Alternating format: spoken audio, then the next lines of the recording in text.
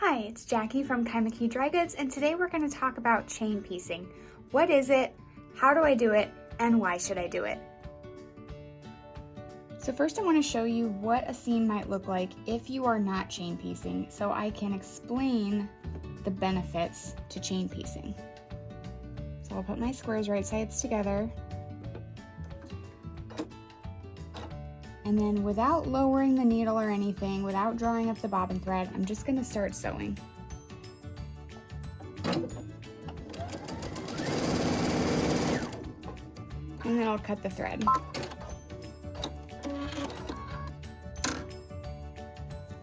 And occasionally, you will get a little bird's nest on the back of your work there.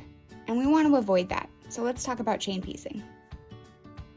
To avoid the bird nest on the back of our work, we want to draw up the bobbin thread. So I'm holding this thread in my left hand, and I'm going to slowly rotate the hand wheel towards myself. That's going to make a full rotation, a stitch basically, and that will pull up my bobbin thread here. And I'll grab that with my hands and pull it out. So now I have two threads here, and I want to start with a good 4 to 6 inches of a tail before I start my stitching. Then when I start my stitching, grab my pieces here.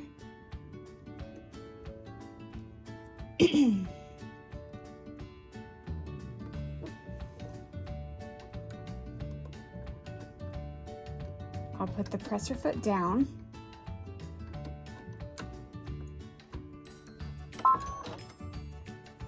Lower the needle with the hand wheel and grab that tail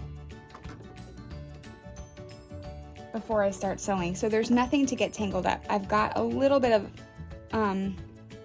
pull, a little bit of tension I'm putting on this tail so that it won't get bunched up underneath, and then I can start sewing and let go of the tail.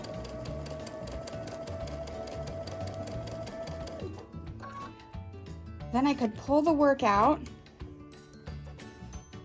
and use the blade on the side of the machine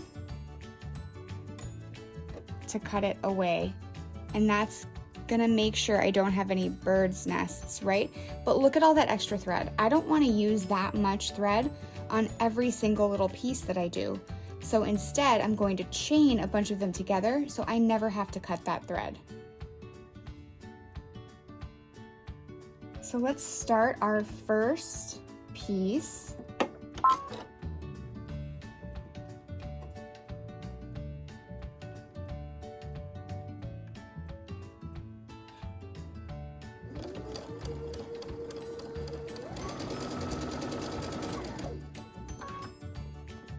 Then without cutting it, without moving it,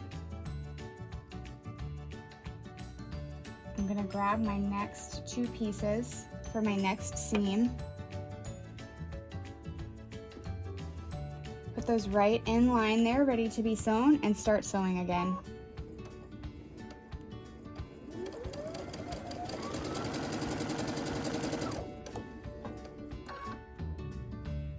And I'm just gonna keep going in that manner until I have a nice chain of pieced fabrics.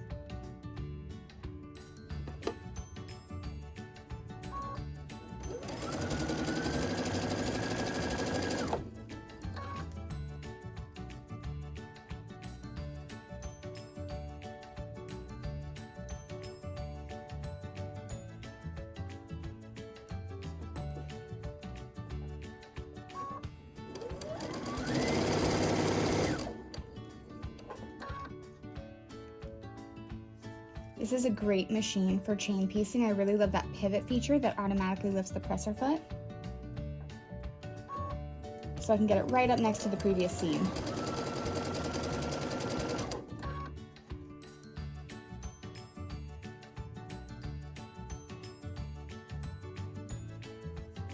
And this is the Babylock Ballad, if you can't see that here.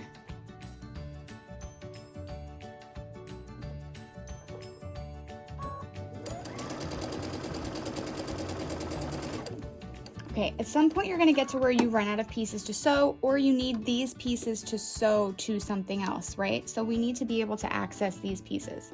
So what we can do, we'll take our little scissors and cut apart the chain so that we now have this piece and we can sew our next piece of fabric to it, wherever we need to according to the pattern. But this last piece is still in the machine. We haven't had to cut the thread yet. So we can take that piece and put it right in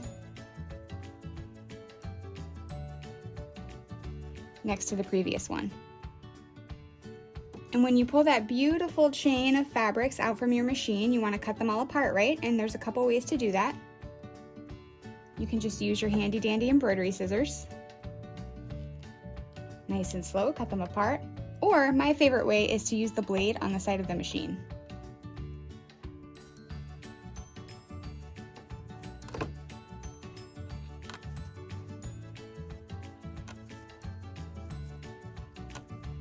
Just like that. Now maybe you find it confusing to cut some of the chain off but leave that piece in there. If that sounds like you want to grab a scrap of fabric to use as the piece that you leave in the machine. That's going to be called your ender and your leader, and that technique is called leaders and enders. Leaders and enders is a technique that was popularized by Bonnie Hunter. She has a couple books on the subject, and basically you'll just take a scrap of fabric, an offcut, or a piece that you're not going to need, and we'll use that as our ending piece. And you don't have to use a 1/4 inch seam on that or anything. Some people call them spiders because they're going to end up with a lot of lines going all different directions on them after you've sewn it multiple times. I've stopped right in the middle of that ender,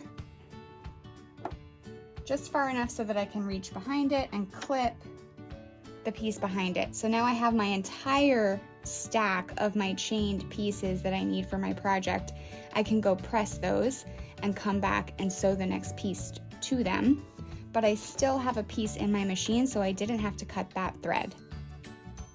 So that's an ender because I have ended my chain with it, but now it's going to become my leader as I start my next chain. So I'm sewing my next piece on here. I'll just keep sewing, and that next piece goes right in after the ender. So now it's a leader. It's the leader of that chain, and I can keep chain piecing.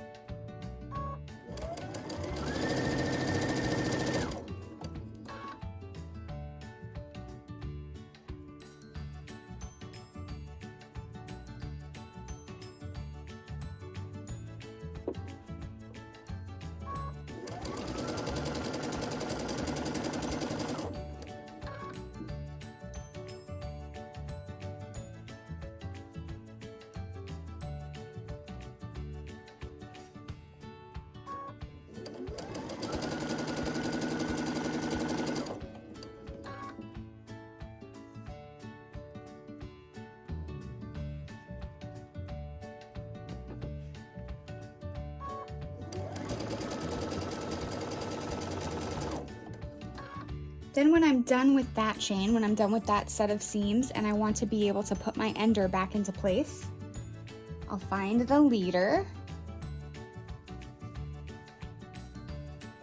I'll cut the leader off of my chain and I'll put it back into place as an ender.